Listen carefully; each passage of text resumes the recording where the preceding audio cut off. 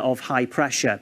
Now, this is what the jet stream's doing. You can see it's coming in from the west, and then it's straight across the UK. And when we see a situation like this with the jet stream, it generally is likely to bring us areas of low pressure. High pressure equals dry settled weather. Low pressure, this is live. Low pressure equals something less settled, which is what we're going to see towards the middle of the week, you two. I'm going to put my teeth back in. Yeah, they're going back in now. There we go. Excellent, Sorted. Excellent. It's live TV. It's the joy of it. That's how it goes, isn't it? The joy of it. Owen, thanks. Thanks, Owen. 9:16 is the time, Saturday morning. So we have had a run of relatively positive COVID news recently, which is always good to be able to say. Absolutely. New infections back down to September levels. More than 21 million people have been vaccinated, and in England at least, a return to school for nearly all pupils from Monday. So it feels like we're moving forward. So we regularly ask you to send in questions for our team of regular experts. We can speak to two of them now. It's Dr. Chris Smith, of course, virologist, and Professor Linda Bauld. Very good morning to both of you. Hello, hello. Good morning. Do you want to pick up on that thought, Linda, maybe, right at the beginning? It feels like this week, I think a lot of people maybe, they take in some of the detail of what's happened, but there is a sense that maybe this week things feel like we're on a different pathway. Well, I mean, give us some sort of sense of how you feel that.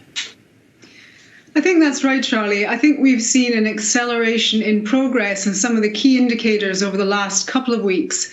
Particular reductions in the number of people in hospital. We can see that deaths, particularly in older age groups, are really slowing down. The mortality, which is really positive news. Still high case numbers around some parts of the country, but the range of the R has narrowed, which is encouraging, and also the growth rate. I think in the northeast of England, the R is just under 1, but in most other parts of the UK, it's well under. So I do think we're making very, very good progress. This is a direct result of these restrictions we've been living under, but also very clear evidence, as we discussed last week, that the vaccine program is beginning to have an effect. So I don't think governments are going to race to open, but we heard a sign in Scotland yesterday that some of the changes might be a wee bit quicker than we thought, maybe a bit more mixing outdoors sooner than we'd anticipated, and that's really good news. Chris, do you want to just pick up on that thought? And I should couch all this by saying this is of little comfort if you've lost someone, or you have someone in hospital now, or you know someone, a friend, a family member who's been affected in some way. The thing that's really buoyed me up and given me cause for optimism in the last couple of weeks has been now we're beginning to see hard and fast numbers, data to support what we had hoped would happen all along. That chain of transmission using vaccination as well, that's really, really encouraging. In fact, that leads nicely, Chris, for a question from Mike. Mike is asking, how does the age profile of current new infections compare to before lockdown and the rollout of the vaccine programme? Who is catching the coronavirus who is not vaccinated, and who is catching the coronavirus who is vaccinated? Because most of the vaccinations are concentrated among the older age groups, you can see that the two rates are different. There are fewer infections occurring now in people who've been vaccinated and are in the older age groups compared with people who haven't yet been vaccinated. And that would argue, it doesn't prove, but that would strongly argue that the vaccination programme is helping to cut down the rate of infections and the rate of cases in those individuals. And will 2 injections, and what he's talking about here is he means a flu jab and a COVID-19 booster, be needed? So will 2 injections be needed when they're due to be given out later this year? Vaccines for COVID-19 were first approved in the UK. The Green Book was a little bit unclear about whether they could be delivered at the same time as a flu vaccine. But a standard operating procedure was changed, issued by NHS England, I think around the 14th of January, to make clear that you didn't have to have a 7-day gap, at least a 7-day gap between the 2 vaccines. I think the reason that was originally suggested was to make sure if there were any adverse reactions that it wasn't, you could attribute it to one vaccine or the other for reporting, for yellow card reporting purposes. But the guidance is very clear now. People can receive them together. So that's the first thing. And you can see practically, Naga, that, going back for a second appointment might reduce uptake. The second bit of news we had this week, which is really encouraging, was from the medicines regulators, not just the MHRA, but a consortium of them with Australia, Canada, Singapore, Switzerland, who said that the tweaking of the COVID-19 vaccines, potentially in the face of new variants, which we might need in the autumn, for example, can be done relatively easily and doesn't require large population studies. So mostly lab-based studies showing that antibodies are produced, etc. So I think it's likely that in the future, we want to minimize the burden on the population. So maybe a single appointment, and we might get both vaccines at the same time. Okay, both of you maybe can pick up on this one. Tomorrow, Monday, of course.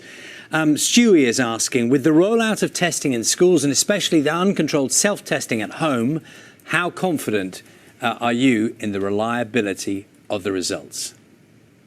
Well, there remains a scientific debate about this, Charlie. I mean, we've got them here in the house because my daughter has now been going back just half a day a week in Scotland. She's in 5th year, so she's expected to do the lateral flow assay device tests at home. And they're not necessarily straightforward the first couple of times. But if you look at the literature or what the data that's been published, just briefly, I'm going to mention 2 sources. And I think your report talked about the Royal Statistical Society statement they released yesterday. In Liverpool, big mass testing pilot with lateral flows, about 6,000 people both had PCR and lateral flows. They found that overall only around 40% of the lateral flow tests were confirmed as positive when compared to PCR, so about 40% accuracy. But amongst the people who gave a lateral flow device assay test who had a high viral load, so in other words they're more infectious, that accuracy was up to 67%. But when you have low prevalence of the virus in the community, you may also get false positives, which we saw with university student testing here in Scotland at Christmas. So it's very tricky, but I think what I would emphasize that I do support, Charlie, is that the teenagers are being supervised in the school in the first week to make sure they really try and administer them as properly as possible so that when they're doing them at home, at least they know how to do it. And I think these tests have a role to play, but they're not a silver bullet. Linda, can I just say, I don't know how old your daughter is. I know you're an expert, but does she roll her eyes and say, "Oh, Mum," when you're getting? Well, she did, yeah. She told me, Charlie, that I'm incapable of reading instructions, which is generally the case. So she really did want to do it on her own, but yeah. Never ever underestimate the cutting comments that children can make to their parents on the same day in England. And I should caveat that with that many schools are saying there is going to be a staggered start in terms of the days. Well, on the tests, first of all, it's important to remember that no test is perfect. And what these tests can do is to shift the R value. They give us some ability to detect at least some cases some of the time. And that means we can afford, if you think of this like a seesaw, if we load the seesaw with a bit of risk of opening schools on the one side, you mitigate that risk by putting an equivalent weight on the other side of the seesaw to keep things balanced. So even though the tests aren't perfect, and no test is, they do add something. And that means that we help to mitigate or balance risk. And that's what this is all about. It's about you do the following. Because we've never been in this situation. We've never been down this path before. So what we have to do is to make a reasonable judgment based on what we think a reasonable approximation of the risk is. Now, the risks are much, much lower now than they were, say, after Christmas.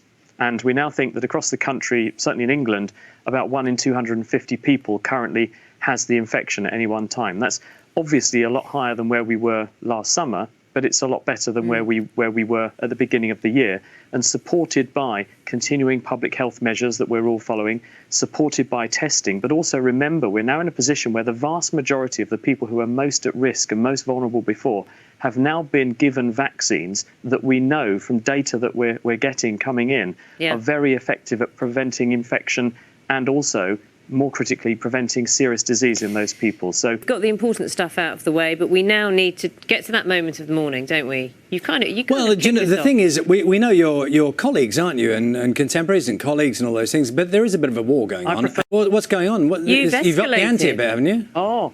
Well, you see, Linda gave me a run for my money last week and produced that cactus to rival my mammillaria cactus that I produced. So I found another barrel cactus for you this week. It's an echino cactus. I've got it here. And this one is a special one because actually, look at the size of this. V for virus.